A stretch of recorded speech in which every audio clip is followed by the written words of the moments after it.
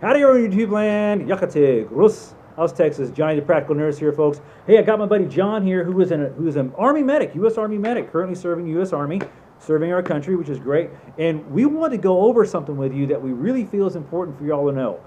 Basic first aid in a simple, easy to understand method. If you know the letters A, B, C, D, and E, you can get this. I designed this little program actually for 5th graders.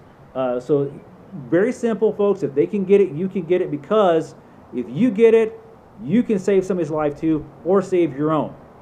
John, let's absolutely. go right on. Go grab a piece of paper and a pen, because this is really important. If you got to pause this, that's totally awesome. But it's important you take notes on this, folks, because like I said, you can save somebody's life, you can save your own. First letter we're going to go off, people, is the letter A, okay? The first thing I tell people is, look at your patient. Your friend goes down. Something happens. Gunshot wound, anything at all. Your buddy goes down. First thing you want to look at is their airway, because without that airway, there's not much you're going to do with them. I mean, if they're gurgling in their own blood, that's it. That's a little bit more advanced. This is first aid. Definitely the gurgling in their own blood. Toast, okay? Absolutely. So, upon taking your casualty, your friend is walking through the field and takes a round to the chest, for example. All right? The best battlefield medicine that you can implement is overwhelming superior firepower. You're not saving anyone if you get hit yourself. So keep that in mind before you dash out like John Rambo and end up getting yourself killed. Yeah, take care of your patient. Take care of your patient. Part of that is also letting your casualty know that you know he's hurt, you know he's injured, and asking him, or rather telling him, we all go by orders here, old soldiers do. All right, tell them move to cover. Tell them to return fire, and tell them to apply a tourniquet or whatever self-aid that they can. And if they are alert enough, then they will follow those commands. That's another A, people. Alert, okay? So airway and alert. The next one we have, people, is the B's, okay? The one I come across is breathing. Are they breathing on their own, okay? If they're not, you have to move off to a more advanced CPR type thing, which that's not first aid, but that's advanced. And again, this is all stuff, folks, that we're going to go over in another video. Today we're going to hit just on our first aid part. So breathing, are they breathing? You know, hopefully, yes, they're breathing on their own. The next one is B for bleeding. Now, John's going to go into, there's really cool information here about bleeding and controlling that bleeding. All right, so typically when it comes to the Army medic way of them teaching us how to do, is that we start with hemorrhaging first. As your first line, you're going to go up to that casualty after your superior firepower has suppressed the enemy. You're going to run up to your casualty and you're going to do a visual sweep. You're going to look and see where blood is coming from. When you do see that blood coming from any extremities, you're going to resort to this. This is the CAT tourniquet. This is a Gen 7. These are really great because you can get them on quick and easy, but I also understand that not everybody has access to these. Moving on, you can also use these soft tees, which a lot of our older veterans are probably more familiar with. I personally like the soft tee because it's all metal. All these clamps, everything is metal. And you know that when that metal is linked together, that is not going to break. It's not going to come loose on you. Okay? But again, we also know that there are instances where you cannot get your hands on things like this. And that's when we show you this. From my day, the cravat, people. All right? Now, a lot of you who watch movies, folks, let me tell you something. You probably see a lot of us old veterans doing this with them. You know, we had them around our neck, but that's not really what they were designed for, okay? These were actually designed, people, to be like the older version, you know, of your tourniquets. Now, there is a width, folks, I want you to pay attention to. There is a specific width, which is 2 to 3 inches. So if you have a liberal around, that's easy to measure. All right? So, but 2 to 3 inches, folks.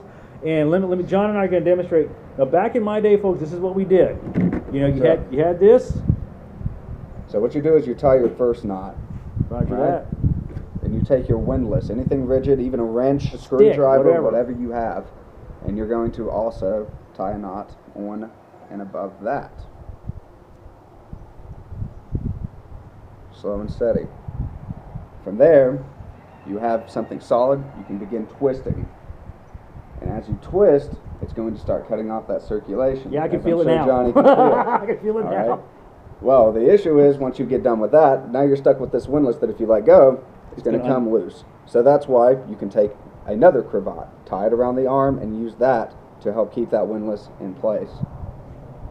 You know, so John, the theories have changed from my days of being in the military, you know, medicine and everything about tourniquets.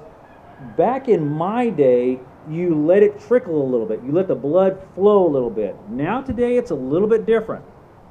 It is a little different as medics. Is that if that is your particular job, the Army wants everyone to be trained in basic life-saving aid at this point. At your level, what you're going to do is simply put on the tourniquet. You will not loosen it. It stays where you put it, high and tight above the clothing. As a medic, my job will be to make sure that that is still effective and to see if I can save some of that limb by either lowering that tourniquet to a different spot. But that is for you guys to know later. As of right now, keep in mind, when you put a tourniquet on, you leave it on. You don't let it bleed. You don't let any kind of blood flow return to that limb. We'd rather save a person than the limb.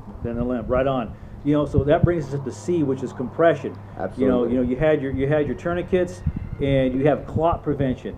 And mind you, people, don't forget the other C, which is cover. Cover your buddy, okay? But John's got some cool little packages here. We want to see these. All right. So starting off right now, Clot prevention. the military is using this combat gauze, as currently all of the forces use this as their hemostatic agent. The real ones are green. If it is green, it is good. If it is blue, it is a training aid. Not to say that it's useless, but keep in mind that you would not use this on a combat casualty. Now, folks, listen to that. John, I want you to reiterate this because you can find these on places like Amazon and stuff, but mind you, this is a training aid. They sell these things on Amazon, okay, which, you know, it can kind of work, but important, this is mostly a training aid. Absolutely. And you'll find different companies that produce different things as well, like Cheeto Gauze, which is was one of the contenders for combat gauze, but lost out because combat gauze is 80% effective for most wounds that are suffered, as opposed to this Cheeto Gauze was about 60% from what I was able to read up. Now the combat gauze is going to cost about $40 a package. It's very expensive, but it is very good and it works. Of course, you're not going to use this unless, of course, neck wound, any inguinal areas where you cannot get a tourniquet is where you're going to apply this. And that's kind of a packing in there. Oh, too. absolutely. And, the blood will help it expand and hopefully cut off that bleeder. And if you do have quite a pocket in there from the wound, then you can simply take your regular compressed gauze and pack it in there as well. You want as much pressure on this, and you want to hold pressure to 3 to 5 minutes to make sure that clotting has begun, that it's actually doing what it's supposed to do. Same thing. Absolutely. H&H Creakle gauze, I believe, is what the compressed gauze people. Yeah, right on. Good stuff. For the next one, folks, the most important one that I say, no matter who I talk to about first aid, emergency stuff, D, the letter D is don't panic, okay? I've been in situations where, as a registered nurse, I was out in the middle of a parking lot delivering a baby, and I was hollering for help. And there was another nurse who came and saw what I was doing because the baby was breached. She screamed and ran away, which I hope she was getting the other D, which is the doctor. But by the time the doctor got there, baby was already delivered. I was trying to keep the baby warm, but hopefully, John, you don't see that where you are. I can reiterate that a lot. Don't panic. The time to panic is once you're done. Do not panic while you're trying to apply this aid, because then that is when mistakes are made, and that's when people end up actually suffering from your mistakes. Right. Okay? The other D word is die. Don't let them die. So keep calm and keep your patient calm as well. Don't panic. Don't panic them, because as they panic, as most of you know, your heart rate rises, your blood pressure rises, and then you start losing blood faster. So try to keep them calm as well. Keep calm, comfortable. Now, one that's kind of questionable, John, another D that we go through is disarm. I have my personal opinions from being in a situation where, back in my day, they used to tell us disarm your patient. Well, I'm going to tell you from personal experience, I disagree with that. If they're alert, I let them keep their weapon, because standing with maybe within 25 meters behind us was 2 enemy combatants, and the guy that was on, we were dragging him around by his poncho, and pow, he knocked those guys out that we didn't see because we were facing this direction. I have to agree with you on that for the most part. The only time that I would ever disarm a patient of mine is if they become unconscious. Because if you are in the fight, become unconscious, when you wake up, what do you think you're going to be thinking about?